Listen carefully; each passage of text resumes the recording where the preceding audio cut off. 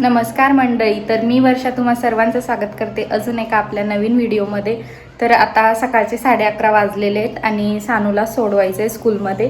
तिची स्कूल असती 11:30 ते 12:30 आणि अजून आज भरपूर कामं राहिली. सकाळचं काहीच आवरलेलं नाही. तुला यायचं?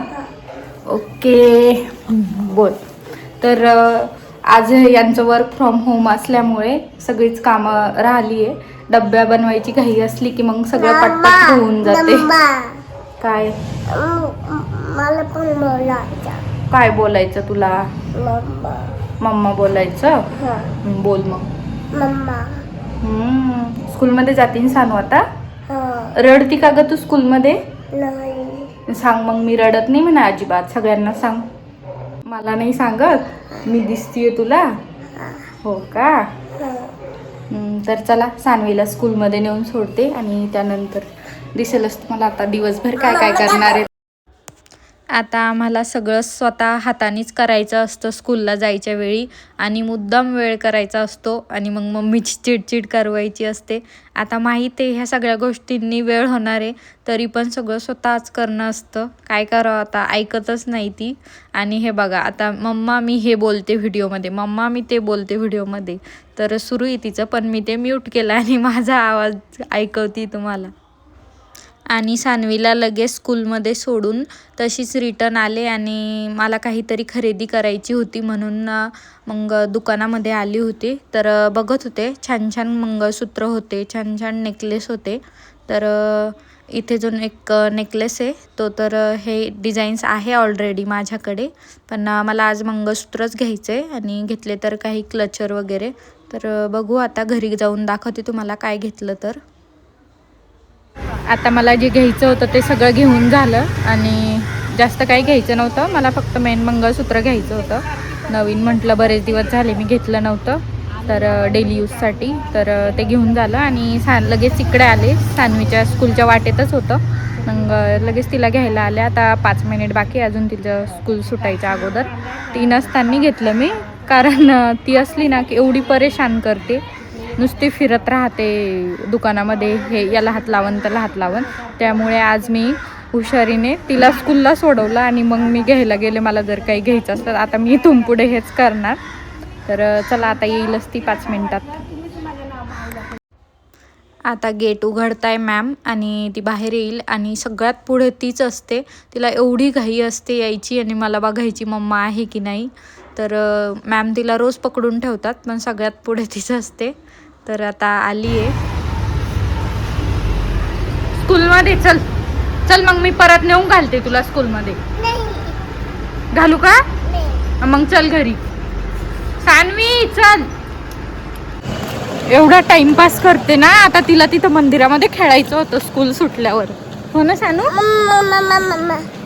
काय तू टिफिन फिनिश केला? हो का? आज रडली तू?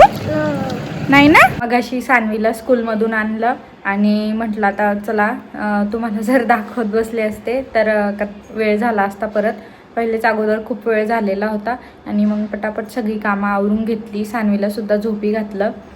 दुपारची सुद्धा सगळी कामं झाली आणि आता 4 वाजलेत.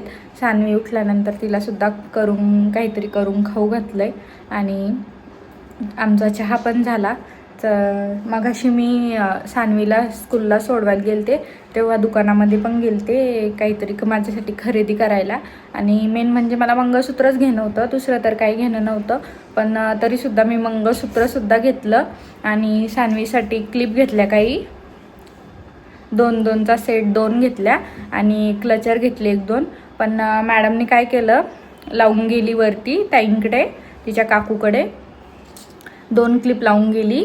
ज्या मला जास्त आवडल्या होत्या त्याच लावून गेली आणि आता कुठे टाकल्या त्यांच्या घरात तिलाच माहिती. आता म्हणती नाही आहे त्यांच्या घरी, हरवल्या त्या गेल्या. आता बघ आता रडतीये. बरं नाही आपण परत आणू ना, ये इकडं. रडायला लागली होती ती. तिने क्लिप हरवल्या मी असं सांगते म्हणून ऐकलं तिने. तर असो, आता बघू मिळतात की नाही, नाहीतर आता परत अजून दुसरे आणावं लागेल. तर हे मंगळसूत्र आणलंय मी.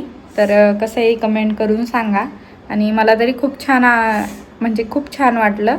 म्हणून मी घेतलं. असे मी अगोदर पण यूज केलेले आहे वेगळ्या डिझाईनमधून. ते काही जास्त दिवस टिकत नाही, 1-1.5 महिना राहते त्याची पॉलिश. ते मला माहीतसुद्धा आहे. पण अगोदरच्या वेळी मी ऑनलाईन घेतलेलं होतं आणि यावेळी दुकानामध्ये जाऊन घेतलं. तर बघू आता हे किती दिवस टिकते. तर घालून दाखवते तुम्हाला कसं दिसतं. तर घातलं आहे मी. तर बघा कसं दिसतंय, म्हणजे खूप छान दिसतंय. या अगोदर मी अशी डिझाईन यूज केलेली आहे, पण हे जे पेंडल आहे असं यूज नव्हतं केलं, म्हणून मग मी यावेळी हे घेतलं. तर आणि माझ्याकडे सोन्याचं पण आहे.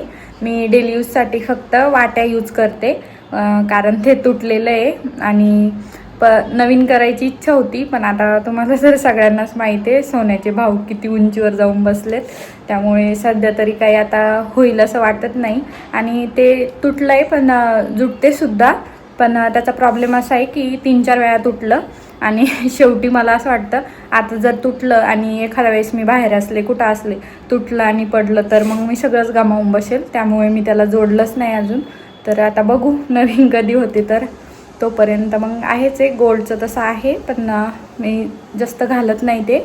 आणि मग तोपर्यंत असेच यूज करायचे. तर मला तरी खूप आवडलं. तुम्ही कसं दिसतंय मला कमेंट करून सांगा. तर असो, आता बघू संध्याकाळची वेळ होईल थोड्या वेळातच. आता संध्याकाळच्या स्वयंपाकात काय करायचं आहे तो मोठा प्रश्न आहे, कारण लिटरली आज भाजीला काहीच नाही आहे आणि ते फक्त माझ्या आळशीपणामुळे. आज जायचं होतं मला बाजारात, पण कंटाळा आला मग मी गेलेच नाही. आणि थोडं जरी अर्धा 1 तास लेट झालं की मग परत मला असं वाटतं जाऊ द्या आता, उद्या जाईल असं करून एखाद दिवशी तरी असं होतं की भाजीला काही राहत नाही. आणि आज काहीच नाही आहे. तर बघू आता आज काय करायचं आहे. तर चला मी तुम्हाला दाखवते की माझ्या मोगऱ्याच्या झाडाला किती छान कळ्या आलेल्या आहेत. ही माझी तुळस एवढी छान झाली होती, पण आता ती मोठी झाली तर असं वाटतं की आता सुकती की काय. पण रोज पाणी टाकते मी तिला, तरी ती तशीच होती आहे. आणि मोगऱ्याला पण एवढ्या छान छान कळ्या येत आहे.